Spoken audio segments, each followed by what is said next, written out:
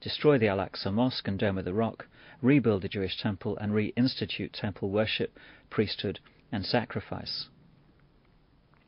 These include the Temple Institute and the Temple Mount Faithful. Gershon Solomon is the controversial figurehead of the movement and founder of the Temple Faithful. Zava Glasser of Jews for Jesus praises Solomon for his courage to talk about, quote, the most important subject in the Jewish religion.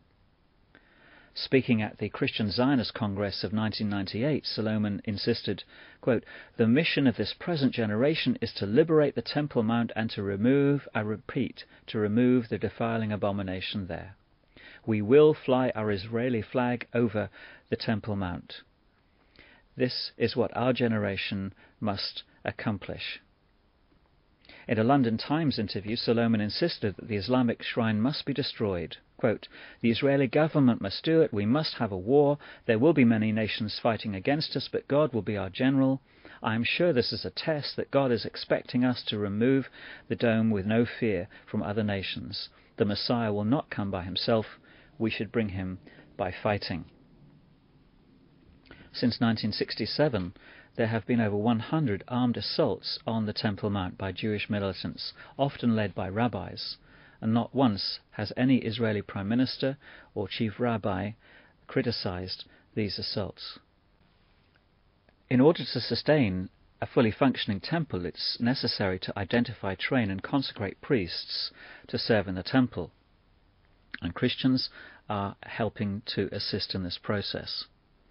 With the destruction of the temple in AD 70, the ashes used in the ceremony of cleansing were lost and the Jews of the diaspora became ritually unclean.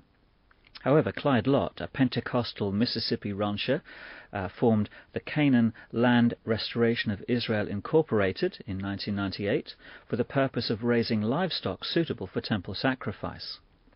According to Newsweek, in 1997, the first red heifer for 2,000 years was born at the Kfar Hasidim kibbutz near Haifa and named Melody. Unfortunately, she eventually grew some white hairs on her tail and udder.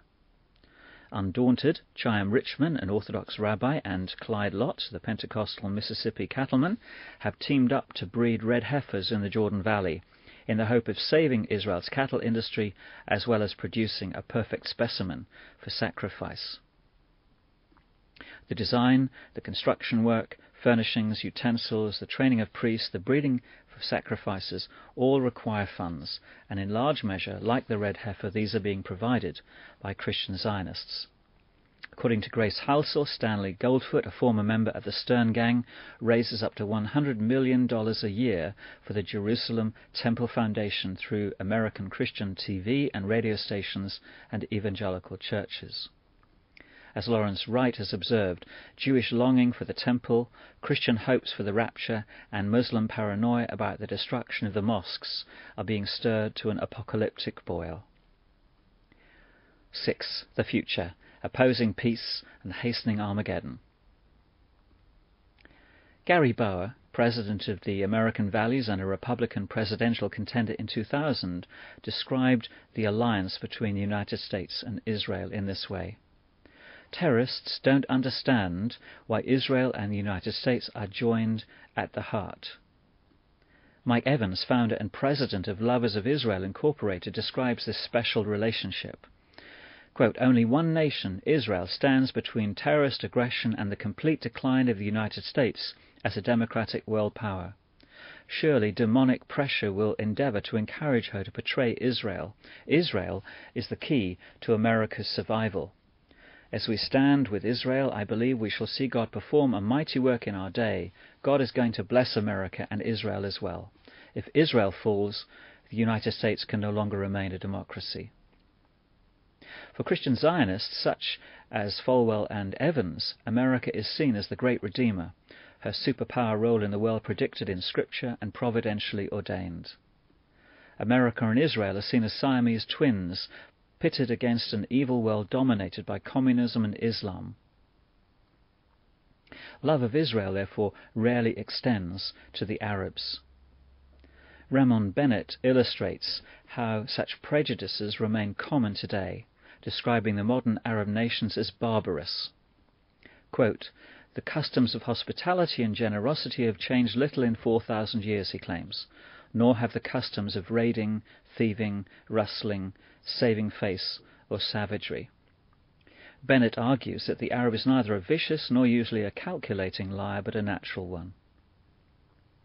Van der Hoeven is also typical of those who see a correlation between Hitler and the Arabs. Just as there was a definite ideology behind the hatred and atrocities of Hitler and the Nazis, he says, so there is one behind the hatred and wars by the Arabs against the Jews. Franklin Graham, president of the Billy Graham Evangelistic Association, made similar unguarded remarks in a US newspaper interview of 2000. He said this: "The Arabs will not be happy until every Jew is dead. They hate the state of Israel. They all hate the Jews. God gave the land to the Jews. The Arabs will never accept that." Hatred of Arabs is personified in attitudes toward Yasser Arafat. In February 1999, for example, Arafat was invited to attend the 47th annual Congress-sponsored National Prayer Breakfast in Washington. Normally attended each year by more than 3,000 political and religious leaders, his invitation generated considerable controversy. The Traditional Values Coalition, founded by Pat Robertson, representing 40,000 churches, urged congressmen to boycott the breakfast.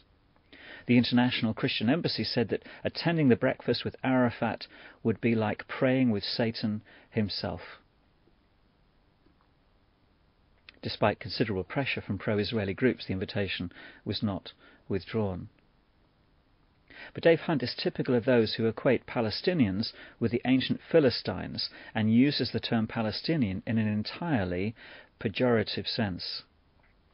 Central to the Middle East conflict today, he says, is the issue of the so-called Palestinian people. Palestinians, there never was a Palestinian people, nation, language, culture or religion. The claim of descent from the Palestinian people who lived in the thousands of years in a land called Palestine is a hoax, he says. The history of persecution of the Jews illustrates how easily the denigration of a people or a denial of their existence can so easily lead to the rationalization of their eradication. And in May 2002, Dick Armey, the former Republican Senate Majority Leader, made groundbreaking news by justifying the ethnic cleansing of Palestinians from the occupied territories. In an interview with Chris Matthews on CNBC, May 1, 2002, Armey stated that, quote, "Most of the people who now populate Israel were transported from all over the world to that land, and they made it their home. The Palestinians can do the same, and we're perfectly content to work with the Palestinians in doing that. We're not willing to sacrifice Israel for the notion of a Palestinian homeland. I'm content to have Israel grab the entire West Bank." There were many Arab nations that have many hundreds of thousands of acres of land, soil and property and opportunity to create a Palestinian state, he said. Matthews gave Armey several opportunities to clarify that he was not advocating the ethnic cleansing of all Palestinians from the West Bank, but Armey was unrepentant. When asked, "Have you ever told George Bush, the president of your home state of Texas, that you think the Palestinians should get up and go and leave Palestine and that's the solution?" Armey replied, "I'm probably telling him right now. I'm content to have Israel occupy that land that it now occupies and to have those people who've been aggressors against Israel retired to some other arena." Armey's views that Palestinians should be retired is only the latest in the series of calls in the mainstream US and UK media for the ethnic cleansing of Palestinians from the occupied territories.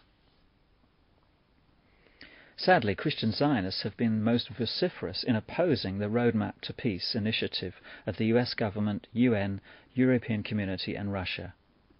Hal Lindsey, for example, laments, "I am heartbroken over the latest stage of the so-called Roadmap to Peace," describing it instead as an odyssey to Holocaust.